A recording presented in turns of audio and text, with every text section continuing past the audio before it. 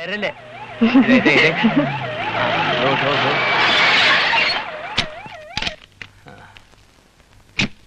ഇങ്ങോട്ട് പറയുന്നേ. ഒരാഴ്ചയായി കാണാനില്ലല്ലോ. കല്ലിടലും ശിലാസ്ഥാപനവും ഒക്കെ കഴിഞ്ഞോ? അകത്തോട്ട് കയറി ചെല്ലേ, ജ്വലിച്ചിരിക്കുവാ. തീക്കനല്ലോ അല്ല, മുഖ്യൻ.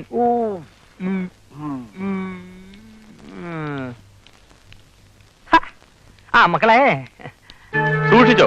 ഒരൊറ്റ MLA ഭൂരിപക്ഷത്തിലാണ് നിങ്ങൾ ഈ കസേരമേൽ കടിച്ചു തൂങ്ങി കിടക്കുന്നത്. നാളെ വിദേശ ചികിത്സ കഴിഞ്ഞ് വരുന്ന മന്ത്രി മറികണ്ഠ മാധവൻ ഞങ്ങളുടെ കൂടെ. ഞങ്ങൾ അയാളെ വെച്ച് കളിക്കും. കളിപ്പിച്ച് കുളിപ്പിച്ച് കിടത്താതിരുന്നാ മതി. ഇറങ്ങി പോടോ. വാ ബാഹുലേ, കേറി വാടോ. തന്നോടല്ല പറഞ്ഞത്. താനും ഇവിടുന്ന് വരിക? കാസർഗോട്ടുന്ന്. ആ, കാസർഗോഡ് കന്യാകുമാരിയായിട്ട് തെക്ക് വടക്ക് നടന്നോ? എവിടെ ചെന്നാലും നാട്ടുകാർക്ക് പരാതിയാ തന്റെ വകുപ്പിനെ കുറിച്ച്. അത് ഞാൻ താനൊരു മണ്ടന എന്ന് സർവരും പറഞ്ഞിട്ടും തന്നെ മന്ത്രിയാക്കാൻ നേരത്തെ ഞാനത് ചെവിക്കൊണ്ടില്ല. ഇങ്ങനെ ഒരു തിരുമണ്ടനാണെന്ന് മനസ്സിലാകാതെ പോയ ഞാനും നാട്ടുകാരുടെ മുമ്പിൽ മണ്ടനായി പോയല്ലോടു. അതല്ല ഞാൻ. വേണ്ട, ഇനി വകുപ്പിന്റെ പേരുദോഷം മാറ്റിയിട്ട് എന്നെ വന്ന് കണ്ടാ മതി. അദ്ദേഹത്തെ തെറിയും പറഞ്ഞ് പത്രപ്രസ്താവനയും നടന്നിരുന്ന നിങ്ങളെ തൂക്കിയെടുത്ത് അദ്ദേഹത്തിന്റെ കാലിൽ കൊണ്ടിട്ട് സമസ്താപരാധം പറയിച്ചിട്ടാ നിങ്ങൾക്ക് ഈ മന്ത്രിസ്ഥാനം ഞാൻ മേടിച്ചു തന്നത്. എന്നിട്ട് എന്നെ കൂടി നാറ്റിച്ച് കളഞ്ഞല്ലോ. ഒരുമാതിരി റേഷൻ ഇതുപോലെ. ഞാൻ എന്ത് ചെയ്തിട്ടാ ഈ പരാതി? താൻ ഒന്നും ചെയ്യുന്നില്ലെന്നാ പരാതി. ഞാൻ ആന്ധ്രായി അരി ഇറക്കിയില്ലേ? ഇറക്കിയതൊക്കെ അങ്ങ് കയറ്റുകയും ചെയ്തില്ലേ. ഒരു 4 ദിവസം പട്ടിണി കിടന്ന് ശരീരം ഒന്ന് ക്ഷീണിപ്പിക്കും, ജനങ്ങളെ ബോധ്യപ്പെടുത്താനെങ്കിലും. എടോ, ഞാൻ ഇനിയിപ്പൊ എന്ത് ചെയ്യണോന്നാ? ഞാനല്ല, നമ്മൾ എന്ത് ചെയ്യണം? നമ്മൾ ചില മിന്നൽ പരിപാടികൾ ആവിഷ്കരിക്കണം.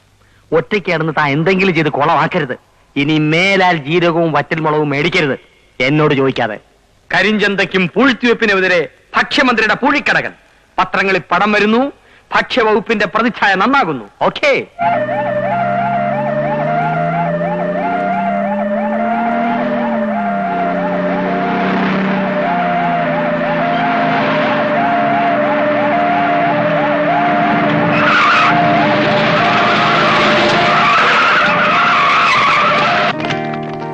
മക്കളെ, അയ്യോ, സ്ട്രെച്ചർ എടുക്കണോ അതോ വീൽ ചെയർ മതി ഡോക്ടർ? വീൽ ചെയർ മതി. ഇതിപ്പോ സാരമില്ല. യാത്രാക്ഷീണം കൊണ്ടുള്ള തളർച്ചയാ മിനിസ്റ്റർക്ക്. മാറിക്കോളൂ. ഓ, ഒന്ന് പിടിച്ചു. പതുക്കെ പതുക്കെ തലയൊന്ന് നിർത്തി. മതി. പതുക്കെ.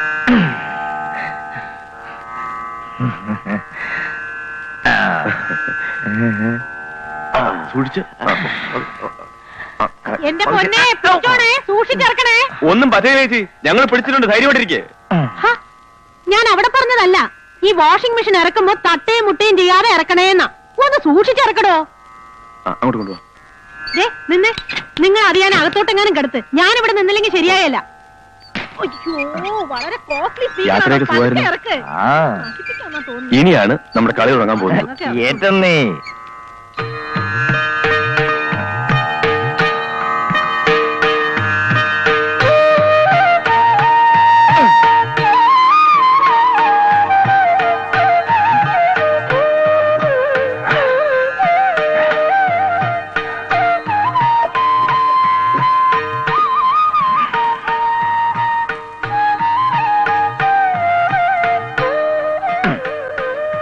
മുഖ്യമന്ത്രി ചികിത്സയ്ക്ക് പോയപ്പോഴും വന്നപ്പോഴും ഒക്കെ എത്രയാളാ എയർപോർട്ടിൽ കൂടിയത്? യാത്രയാക്കാനും സ്വീകരിക്കാനും ഒക്കെ. ഞാനൊരു മന്ത്രിയല്ലേ. ചേട്ടൻ വിഷമിക്കാതെ. എന്നാലും ഞാൻ വന്നിറങ്ങിയപ്പോ ഒരു പട്ടി പോലും വന്നില്ല എന്നെ സ്വീകരിക്കാൻ. അതിന് ഞങ്ങൾ വന്നില്ല ചേട്ടാ. അതുപോലെ ഞാൻ നിങ്ങളുടെ കാര്യമല്ല പറഞ്ഞത്, മറ്റേ ഗ്രൂപ്പിലെ പട്ടികളുടെ കാര്യമാണ് ഞാൻ പറഞ്ഞത്. ശരി ചേട്ടാ, ഇത്രയൊക്കെ ആയ സ്ഥിതിക്ക് ഇനി മുഖ്യനുമായിട്ട് നമ്മൾ ഒത്തുപോകുന്ന യാതൊരു പ്രശ്നമില്ല. ഇല്ല, ഒരു 6-7 MLA ഒരു കാലം അപ്പുറത്തും ഒരു കാലം ഇപ്പുറത്തുമായിട്ട് നിൽക്കുക. നമ്മൾ അവരെ വലിച്ച് ഇങ്ങോട്ടിടുന്നു, എന്നിട്ട് മുഖ്യനെ വലിച്ച് താഴെ ഇടുന്നു. ഓ, അത് വല്ലതും നടക്കുവോ? എനിക്കിത് കേൾക്കുമ്പോഴാ എന്റെ അരിശം വരുന്നത്. 2 കൈയും കൂട്ടിപ്പിടിച്ച് ഉച്ചക്കൊരെണ്ണം തന്നാലുണ്ടല്ലോ. ഞാനെന്ത് തീർന്നു? അത്ര തന്നെ. തമാശ കളിന്റെ പൊന്നി ചേട്ടാ. ഇനിയിപ്പോ ഗോവിന്ദ മേനോനെ ഇറക്കിയിട്ട് പകരം ചേട്ടനെ മുഖ്യമന്ത്രി ആക്കുന്നത് വരെ ഫൈറ്റ് ചെയ്യാനാ ഞങ്ങളുടെ തീരുമാനം. ഫൈറ്റ് ചെയ്യാനുള്ള ആരോഗ്യം എനിക്കില്ല. ഫൈറ്റ് ചെയ്യാൻ എന്തിനാ ആരോഗ്യം? അതിന് ചേച്ചിയില്ലേ കൂടെ? പിന്നെ ഞങ്ങളൊക്കെ ഉണ്ടല്ലോ. അയ്യോ, എനിക്ക് വയ്യ. നിങ്ങൾക്ക് ഇത്രയല്ലേ പറ്റിയുള്ളൂ മനുഷ്യ. ചികിത്സയും കഴിഞ്ഞ് വന്നപ്പോ ഒടിഞ്ഞു മടങ്ങിയിരുന്ന ഗോവിന്ദ മേനോൻ ഇപ്പൊ പയറ് പോലെയാ ഓടിപ്പാഞ്ഞ് നടക്കുന്നത്. അതെ, ചുമ്മാതല്ല, അങ്ങേര് 4 നേരം നീന്തിട്ടാ. ആഹാ, അങ്ങേര് നീന്തിയിട്ടാണെങ്കിൽ ഇങ്ങേരും നീന്തും. അയ്യോ,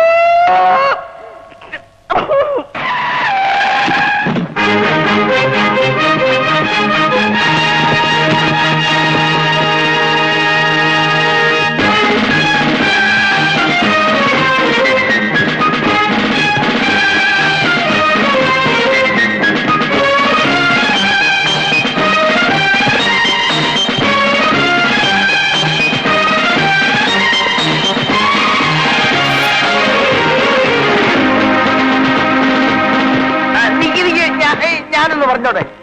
എന്റെ പൊന്നു സുലേനെ, എനിക്ക് നീന്താൻ വയ്യ. പിന്നെ നിങ്ങൾ വെള്ളമില്ലാത്തടത്ത് കിടന്ന് നീന്തുന്ന ഞാൻ എത്ര തവണ കണ്ടിട്ടുള്ള. ഒന്ന് നീന്തു മനുഷ്യ. അയ്യോ, ചോണ. അയ്യോ,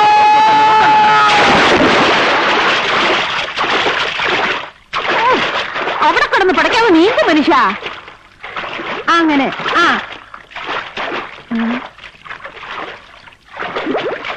അങ്ങനെ.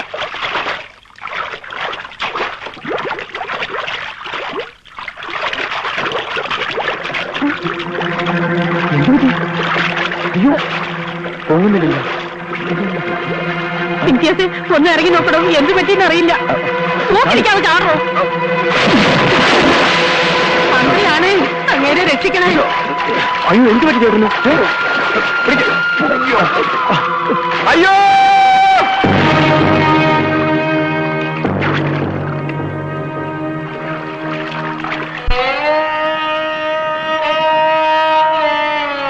വിദേശ ചികിത്സ കഴിഞ്ഞെത്തിയ മന്ത്രി മറുകണ്ഠം മാധവൻ വ്യായാമാർത്ഥം നീന്തുന്നതിനിടയിൽ ഹൃദയാഘാതം മൂലം നിര്യാതനായി. മന്ത്രിയുടെ മരണത്തെ തുടർന്ന് ഭൂരിപക്ഷം നഷ്ടപ്പെട്ട മുഖ്യമന്ത്രിയോട് കെയർടേക്കർ ഗവൺമെന്റായി തുടരാൻ ഗവർണർ നിർദ്ദേശിച്ചു. മറുകണ്ഠം നിയോജക മണ്ഡലത്തിൽ ഉപതെരഞ്ഞെടുപ്പിനുള്ള ഏർപ്പാടുകൾ ചെയ്യാൻ ഗവൺമെന്റ് ഇലക്ഷൻ കമ്മീഷനോട് ആവശ്യപ്പെട്ടിരിക്കുന്നു. മന്ത്രിയുടെ മരണത്തിനു പിന്നിലെ ദുരൂഹ സാഹചര്യങ്ങളെക്കുറിച്ച് CBI അന്വേഷണമുണ്ടാവണമെന്ന് പ്രതിപക്ഷ നേതാവ് ആവശ്യപ്പെട്ടു.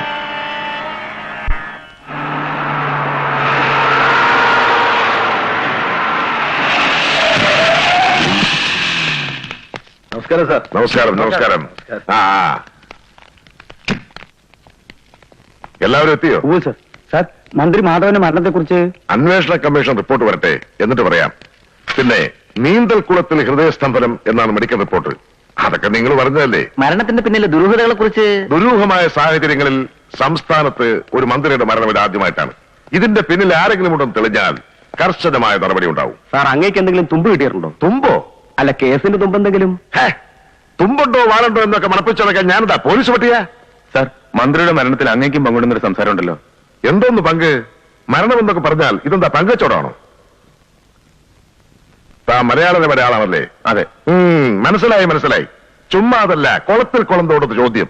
എടോ, താൻ കോട്ടയത്ത് എന്ന് തന്റെ പത്രമുതലാളെ അച്ചാരോട് പറഞ്ഞേര്, ഈ ഗോവിന്ദ മേനോൻ ശത്രുക്കളെ വെള്ളത്തിൽ മുക്കിക്കൊല്ലുന്ന ജലപ്പിശാചെന്നുവല്ലെന്ന്. എന്തിനാണോ അയാളിപ്പോ എന്റെ കുഴിതുകൊണ്ടാണ് ഇറങ്ങിയിരിക്കുന്നത്? ഇത്രയും കാലം ചോദിച്ചതൊക്കെ ചെയ്തു കൊടുത്തതിന്റെ പ്രത്യുപകാരമായിരിക്കും എന്നോട് ചെയ്യുന്ന ചെയ്ത്. അതല്ലേലും ഒരു ജാതി റബ്ബറിന്റെ സ്വഭാവമാ അല്ലേടോ? അങ്ങോട്ട് വേണേല അങ്ങോട്ട്, ഇങ്ങോട്ട് വേണേല ഇങ്ങോട്ട്, എങ്ങോട്ട് വേണേ വളയും. സാർ, ഉപതെരഞ്ഞെടുപ്പ് സ്ഥാനാർത്ഥി ഇന്നും തീരുമാനിക്കും. ഹൈക്കമാൻഡിന്റെ ഒബ്സർവർ വന്നിട്ടുണ്ട്. എനിക്കൊരു അല്പ തിരക്കുണ്ട്. നിങ്ങളെയൊക്കെ പിന്നെ കാണാം. ശരി ശരി സാർ. ഈ ഇരിപ്പിരിക്കാൻ തുടങ്ങിയിട്ട് നേരം കുറെ ആയല്ലോ. വന്നല്ലോ. നമസ്കാരം. നമസ്കാരം. ഇരിക്കൂ ഇരിക്കൂ. എവിടം വരെയായി നിങ്ങളുടെ ചർച്ചകൾ? ഞങ്ങൾ ചില ഡിമാൻഡുകളൊക്കെ വച്ചിരുന്നു. വെച്ചിട്ടുണ്ടെങ്കിലേ വെച്ചടത്ത് തന്നെ കാണും. അവിടെ ഇരിക്കൂ. മിസ്റ്റർ നമ്പ്യാർ സംസാരിക്കട്ടെ. 10-15 വർഷം നമ്പ്യാർ സാറിന്റെ കയ്യിൽ നിന്ന സീറ്റാണ്. ഇദ്ദേഹത്തിന് നിൽക്കാൻ പറ്റാതെ വന്നപ്പോഴാണ് മറുകണ്ഠം മാധവന് കൊടുത്തത്.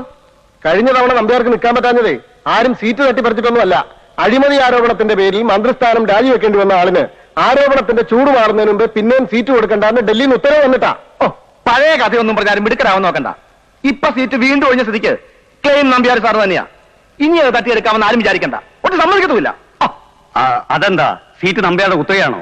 മരിക്കുന്നതിന് മുമ്പ് എനിക്കും ഒരു തവണ മത്സരിക്കണമെന്നുണ്ട്. എനിക്കുണ്ട് ക്ലൈം. ഞാനും ഒരു തവണ അവിടെ നിന്ന് അസംബ്ലിയിലേക്ക് മത്സരിച്ചതാ. മത്സരിച്ചിട്ടെന്താ, തോറ്റില്ലയോ? തോറ്റതല്ല, തോപ്പിച്ചതാ. ഈ ഇരിക്കുന്ന നിന്റെ ഗുരു നമ്പ്യാരാ അന്നെന്റെ കാല് വാരിയത്. കാല് വാരിയ പാടാൻ നിലം തൊടാതെ വീണില്ലേ? അതെ, കൃഷ്ണവിളച്ചന്റെ കാലിന് ബലമില്ലാഞ്ഞിട്ടാ. ഇപ്പോഴാണെങ്കിൽ കാലും മുക്കാലും കുഴിയിലുമായി. പോരാഞ്ഞിട്ട് അരിസസും വാദവും കാറ്ററാക്റ്റും. ഈ വയസ്സാം കാലത്ത് വല്ല പിണ്ണതൈലവും തേച്ച് കൊച്ചുമക്കളെയും കളിപ്പിച്ച് വീട്ടിലങ്ങനെ ഇരുന്നാ പോരെ? വെറുതെ മനുഷ്യനെ മെനക്കെടുത്ത് ഇങ്ങോട്ട് പോരും. എടോ ജയമാല, നിന്റെ അച്ഛൻ ബട്ട്ലർ കൊച്ചുകേശവൻ കളക്ടർ സാഹിബിന്റെ മദാമയുടെ കാല് തിരുമ്മിയും അരക്കളപ്പെരയിലെ ആട്ടുസൂപ്പിന് ഉപ്പ് നോക്കിയും സായിപ്പും കുഞ്ഞിന്റെ അപ്പിവാരി നടന്ന കാലത്ത് പഠിത്തവും പള്ളിക്കൂടവും ഉപേക്ഷിച്ച് ബ്രിട്ടീഷ് പോലീസിന് തല്ലുകൊണ്ട് ജയിലിൽ കിടന്നിട്ടുള്ളവരാ ഞാനൊരു കൃഷ്ണപിള്ളച്ചേട്ടനൊക്കെ. ഇന്ന് ബട്ട്ലർ കൊച്ചുകേശവൻ ജീവിച്ചിരിപ്പുണ്ടെങ്കിൽ അയാളെ തലമുടി തെറിച്ചേനെ ഇതുപോലെ. അയാൾക്കും പിടിപെട്ടേനെ വാദവും അനുസരിച്ചും ഒക്കെ. ഹൈക്കമാൻഡിന്റെ തീരുമാനം വല്ലതുണ്ടെങ്കിൽ പിന്നെ എന്തിനാ ഈ ചർച്ച ഇങ്ങനെ നീട്ടുന്നത്? ദേ ഇരിക്കുന്നു വർക്കിംഗ് കമ്മിറ്റി. രഹസ്യമായി ചില ഇടപാടുകളൊക്കെ ഉള്ളതല്ലേ? ചോദ്യങ്ങൾ ഇങ്ങോട്ടുമാവാം.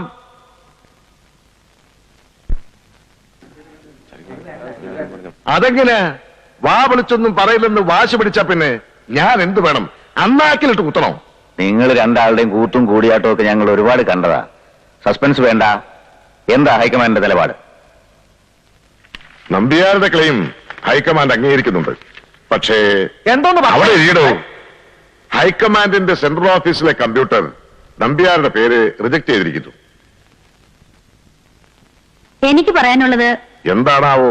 സാമുദായികമായി ഞങ്ങൾക്ക് മുൻതൂക്കമുള്ളതുകൊണ്ട് സീറ്റ് എനിക്ക് തന്നെ തരണമെന്നാണ്. അയ്യോ, മുൻതൂക്കത്തിന്റെ വിശേഷമൊക്കെ പറയാതെ തന്നെ ഞങ്ങൾക്ക് അറിയാവേ. ആ പറഞ്ഞു തീരട്ടെ പറയാമേ. അവിടെ ഇരിക്കേ. CMA, പഴയ അടവ് തന്നെ ഒരിക്കൽ കൂടി അല്ലേ? നന്നായി. പക്ഷെ ഒന്നുണ്ട്, മാധവൻ മരിച്ചതോടെ നിയമസഭയിൽ ഭൂരിപക്ഷം നഷ്ടപ്പെട്ട ഒരു സർക്കാരിനെ വെച്ചാണ് നിങ്ങൾ ഈ സർക്കസ് കളിക്കുന്നത്. ഉപതെരഞ്ഞെടുപ്പിൽ പാർട്ടിയുടെ സ്ഥാനാർത്ഥി പരാജയപ്പെട്ടാൽ അന്ന് അവസാനിക്കും നിങ്ങളുടെ ഈ ഞാണിന്മേൽ കളി. അത് മറക്കണ്ട. പാർട്ടിയുടെ സ്ഥാനാർത്ഥി ഞാനല്ലാതെ മറ്റാരായാലും ഒരു കാര്യം ഉറപ്പാണ്, തോൽവി. ഒപ്പം നിങ്ങളുടെ പതനവും. പേടിപ്പിക്കാതോ. നഷ്ടപ്പെട്ടാൽ എനിക്ക് മാത്രമല്ല എല്ലാവർക്കും കൂടിയാ. കൂടിപ്പോയാൽ എനിക്ക് രാജ്ഭവൻ വരെ ഒന്ന് പോകേണ്ടി വരും. അത്ര തന്നെ.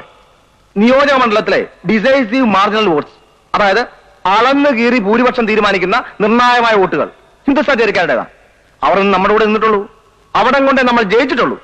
അവർ കൈവിട്ടാൽ നമ്മൾ തോക്കും, മന്ത്രിസഭ വീഴും. ഹിന്ദുസ്ഥാൻ ചേരിക്കാർ ഒറ്റക്കെട്ട് തീരുമാനമെടുത്തിട്ടുണ്ട് ഇലക്ഷൻ ബഹിഷ്കരിക്കാൻ. അവരുടെ കുടിവെള്ള പ്രശ്നത്തിന് പരിഹാരം കാണാമെന്ന് പറഞ്ഞാണ് കഴിഞ്ഞ തവണ മറുകണ്ഠ മാധവനെ ജയിപ്പിച്ചത്. എന്നിട്ട് നമ്മളവരെ പറ്റിച്ചു. ഇനി അവർക്ക് നമ്മുടെ കൂട്ടത്തിൽ ഒറ്റ നേതാവിനെ മാത്രമേ വിശ്വാസമുള്ളൂ, ഈ ഇരിക്കുന്ന കുഞ്ഞിക്കണ്ണൻ നമ്പ്യാരെ. സമ്മതിച്ചു, സത്യമാണ്. എടോ, ഈ സിറ്റുവേഷനൊക്കെ പണ്ടേക്ക് പണ്ടേ ഞാൻ ഇന്റലിജൻസ് വഴി ഗ്രഹിച്ചതാ. അതൊക്കെ തക്ക സമയത്ത് തന്നെ ഡൽഹിയെ ധരിപ്പിക്കുകയും ചെയ്തിട്ടുണ്ട്. എന്താ വേണ്ടതെന്ന് അവിടെ നിന്നുള്ള കത്തിൽ വ്യക്തമായി നിർദ്ദേശിച്ചിട്ടുമുണ്ട്. തമ്മിത്തല്ലും തെറിവിളിയുമായി ആകെ താറുമാറായിട്ടുള്ള നമ്മുടെ പാർട്ടിയുടെ പേരിൽ, പാർട്ടി ചിഹ്നത്തിൽ ഈ ഉപതെരഞ്ഞെടുപ്പിൽ ആരെങ്കിലും മത്സരിച്ചാൽ അയാൾ തോക്കും. അത് ഹൈക്കമാൻഡിന് ഉറപ്പാണ്. പകരം പൊതുസമ്മതനായ സാധാരണക്കാരിൽ ഒരാളെ പാർട്ടി പിന്തുണയോടെ സ്ഥാനാർത്ഥിയാക്കി നിർത്തണം. അങ്ങനെ ഒരാളെ കണ്ടെത്താനും സ്ഥാനാർത്ഥിയാക്കി നിർത്തി ജയിപ്പിച്ച് ഈ മന്ത്രിസഭ നിലനിർത്താനും കുഞ്ഞിക്കണ്ണൻ നമ്പ്യാരെ തന്നെ ചുമതലപ്പെടുത്താനാണ് ഹൈക്കമാൻഡ് ആവശ്യപ്പെടുന്നത്.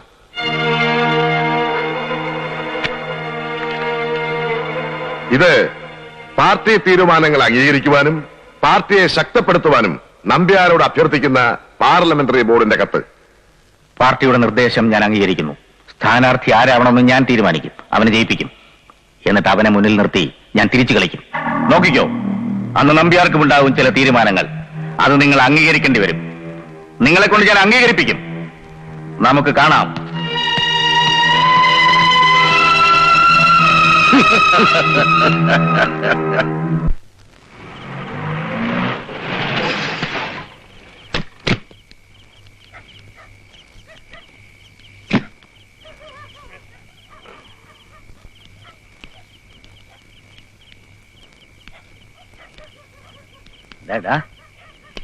പോടാ പുല്ലേ. ഒന്ന് എണ്ണിക്കാൻ പറഞ്ഞില്ല.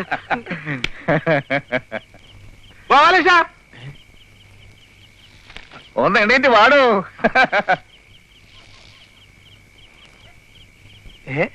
ഇതെന്താ നമ്പ്യാർ സാർ രാത്രിയിൽ ഇവിടെ? ഇലക്ഷൻ പണിക്കായിരിക്കും ഇല്ലേ നമ്പ്യാർ സാറേ? ഇത്തവണ ഞങ്ങളില്ല, നിർത്തി. ആ പിണങ്ങാതെടോ. ഇല്ല സാർ, ഇനി എന്ത് വന്നാലും ഇലക്ഷൻ ബഹിഷ്കരിക്കാനുള്ള തീരുമാനത്തിൽ നിന്നും ഒരു ഇഞ്ച് പോലും പിന്നോട്ട് പോകുന്ന പ്രശ്നമില്ല. തീരുമാനത്തിൽ മാറ്റമില്ല? ഇല്ലെന്ന് പറഞ്ഞല്ലോ സാറേ.